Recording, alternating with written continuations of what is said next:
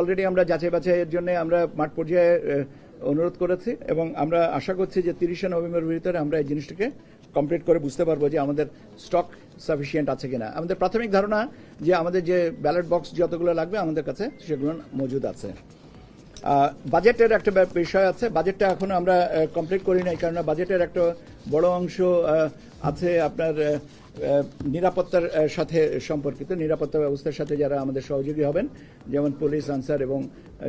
অন্যান্য যে প্রতিরক্ষা বাহিনীর যারা আছেন, তাদের বাজেটগুলো নিয়ে কম্পাইল করতে হবে। কাজে এটা আমি ঢালাওভাবে এইভাবে বলতে পারবো না যে এটা কিছু হচ্ছে,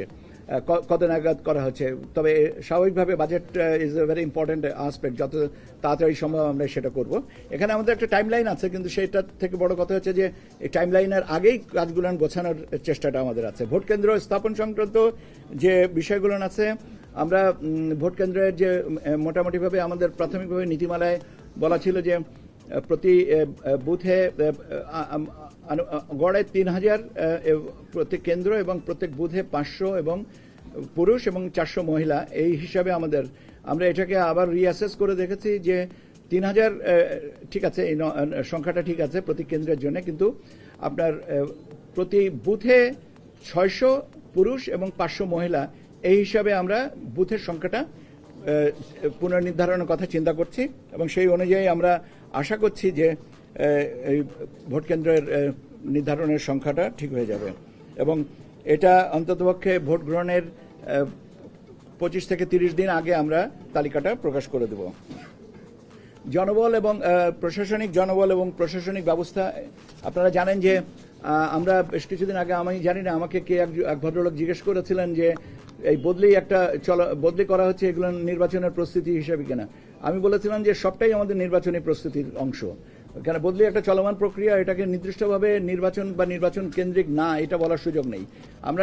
আমাদের কাজটাই তো নির্বাচন কেন্দ্রিক, তার কাজে যে কোনো প্রশাসনিক ব্যবস্থাটাই নির্বাচন কেন্দ্রিক হয়ে থাকে। আইন শৃঙ্খলা বিষয়ক কার্যক্রম, এই জিনিসগুলো আমরা নির্বাচনের তফসিল ঘোষণার 15 দিন আগে থেকেই কমপ্লিট করার চেষ্টা করব এবং নির্বাচনের 2 সপ্তাহ পূর্বে আমরা কেন্দ্রীয় আইন শৃঙ্খলা সংক্রান্ত যে বৈঠকগুলো কমপ্লিট করব বলে আমাদের এটা। এখানে এবার একটা যেটা নতুন সংযোজন, সেটা হচ্ছে যে আইটি সাপোর্টেড পোস্টাল ব্যালট, আপনার আউট অফ কান্ট্রি ভোটিং এবং in country postal ballot voting,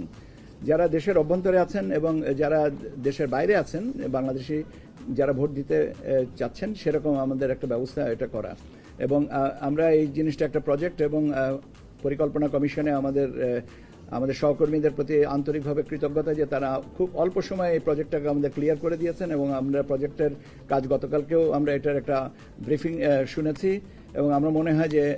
যে গতিতে আমরা আগাচ্ছি, তাতে আমাদের যে লক্ষ্যমাত্রা ছিল যত তারিখে, তার আগে আমরা বোধহয় প্রজেক্টটাকে পাইলট রানে নিয়ে আসতে পারবো। মোট কথা হচ্ছে যে মোটা দাগে যেটা বলা যেতে পারে যে এবার প্রবাসীরা বাংলাদেশে যে বিদেশে আছেন, অবস্থান করছেন, তারা ভোট দেওয়ার সুযোগ পাবেন এবং সেই ব্যবস্থাটাই আমরা করছি। এটা পরে এই ওসিবি এবং ইন কান্ট্রি পোস্টাল ব্যালট সিস্টেমের উপরে আমরা নিয়মিতভাবে আপনাদেরকে আলাদাভাবে ব্রিফিং করব, কারণ এই জিনিসটা নতুনভাবে আমরা চেষ্টা করছি ইনকালকেট করতে এবং সেই কারণে আমার মনে হয় যে এটা ব্রিফিংটা নিয়মিত থাকলে আপনাদের জন্যও আমাদের